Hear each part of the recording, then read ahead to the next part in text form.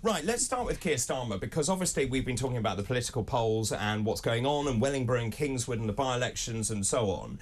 Now, I find this really fascinating. I think this is the front page of the Telegraph. Sir Keir Starmer has launched a broadside at Donald Trump over the presidential hopeful's bad faith criticism of NATO. The Labour leader, in one-on-one meetings in Munich yesterday with world leaders, pledged to stand with our allies if he was going to be Prime Minister. He's essentially assuring Olaf Scholz, Jens Stoltenberg, Ursula von der Leyen, my nemesis, that it would seek to rebuild, resource and renew the NATO alliance. Now, obviously, they rather like this rebuke to Trump, as they would. But obviously, this then means that you are in a situation where Trump won't be very pleased at that. He is polling at 45% ahead. He is most likely to be the nominee. And I'm just wondering what your thoughts are. Here you are, potentially, Starmer as Prime Minister, who profoundly disagrees with Trump if he was president. Yeah, well, I think first of all, it's really good to see Keir Starmer showing a bit of a backbone and leadership, which is really nice to see. You know, people call him a wet lettuce quite a lot and say he's on the fence with a lot of issues. But I think this is really one of the times where we've seen him taking a stand on the international stage when the world is in such a precarious international position. And I think especially in this week with what we're seeing with Navalny, and I think, you know, what Trump's comments saying that he encourages Russia and condones their behaviour. Well, it does. Well, hang on, does he? Encourage was the word. But I think when we talk about, obviously, the world being on a precarious political sort of knife edge at the moment, shouldn't the US and the UK be working together instead of him sort of coming up against who will potentially be the President of the United States? I think that it's playing very, very... I don't know. It's not looking good if he's going to have a bad relationship with the leader of the free world. Well, I think most of all, though, it's, you know, people have been saying that they want people to stand up for Britain, stand up for our country and, you know, really represent us on the national stage. And I think that is exactly what Keir Starmer has done. And although it is potentially risky, I think that Donald Trump and his politics are quite dangerous in themselves. And they need someone on the international stage to be able to counter that. And I think particularly, just going back to Navalny, I think, you know, his legacy, I think, needs to be really respected. And he said on a documentary when he was going back to Russia and he didn't know if he was going to get out again, he said the only thing needed for the triumph of evil is the inaction of good people. And I think it's really good to see Keir Starmer standing up saying he's one of those good people and he's going to lead Britain in the way. But let me just throw back at you, and whilst I agree with some of that, Starmer also, surely what Trump is doing is saying to the European allies, look, you better pay your bills. Yes, exactly. Which is fair. But isn't Starmer weaponising this by actually not doing that? And when I looked at the percentage of GDP that they're spending, we're meant to spend 2% of GDP, right?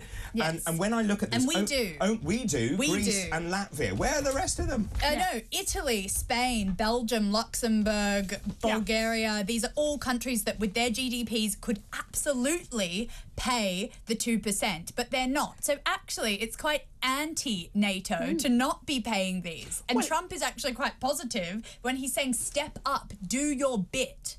Yes. Don't fluff around. It's actually in support of NATO. I don't know why it's being read as anything else. Yeah, he's not saying I'm not going to be part of this anymore. No. It's an end. He's saying everybody needs to play their part to be a team member. So I think that what he's saying is good, and people don't like it because they're going to have to stump up the money. But I also wonder, you know, Keir Starmer standing up for the country, he needs to do that internally, as does Rishi Sunak. We need to stand up for our people at home first and work out what's wrong here. So let me just ask you, Eva, if I may, because I'm very confused where Starmer sits here, because he also goes on to talk about reconnecting Britain, NATO defending, democracy strengthened, aligning himself with the European Union. That worries me deeply as someone who campaigned for Brexit. Do you know what Starmer stands for? Because he is an ardent Remainer. Well, I think since then he is, you know, he accepts Brexit, and I think he is seeking to build those international links and those European links, which are so important. You know, we've got a war in Ukraine. Our connections with Europe and our relationships there are more important than ever, and to neglect them would be terrible. And just let me ask you, you said he accepts Brexit. Shouldn't he use Brexit, make it a roaring success, not just accept it? I mean, I think politicians have been trying to do that. I think the Conservatives have tried to do that, and I think it's been a complete failure. Well, let me ask you that then, Samara. Has the Conservative Party actually? Oh, I'll tell you why. I'll tell you exactly why. Pray tell, David. I'll tell you exactly why. So here we are, front page of the Telegraph this morning. Yes. Sunak has squandered the Brexit gains by approving new EU rules. So they don't.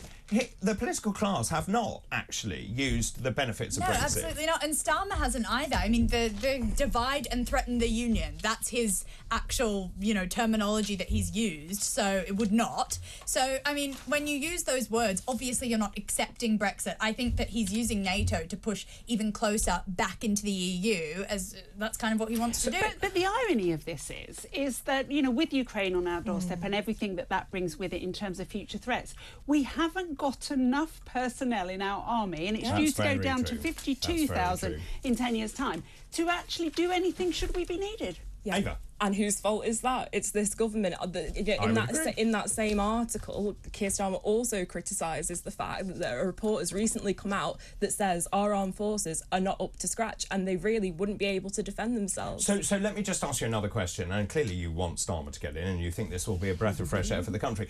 They do seem to have a magic money tree, and they're going to pay for all of these things. And of course, I just want to ask you also in terms of the Labour Party positioning, he is known as Captain Flip-Flop, so he kept with a 28 billion pledge until like 2 days before, and then he dumped it. I think the electorate doesn't really know. When you look at Wellingborough and Kingswood, Labour's vote didn't go up massively. The Conservative Party vote stayed at home, and parties, and I would say this, wouldn't I, like Reform UK, proved to be a huge problem, not just to the Conservatives actually, because of course those heartlands, the Brexit backing heartlands, want to see a party who celebrate Brexit. Well, I think even in Wellingborough, if you combined the Conservative and the Reform vote, it still wouldn't.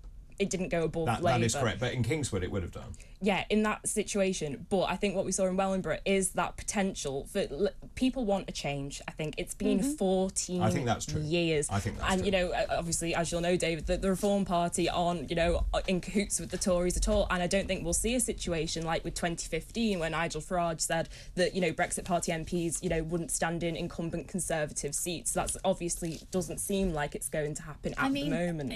People want a change, but I think not necessarily do they want Labour desperately. I think that's and true. That's obvious with the polls because there are not many new Labour voters. As you said, Conservatives stayed at home, but Reform was the real, not winner out of this thing, but it basically, almost tripled in the rates of people coming out to vote for them. So it was really impressive, but it does show that there's not much.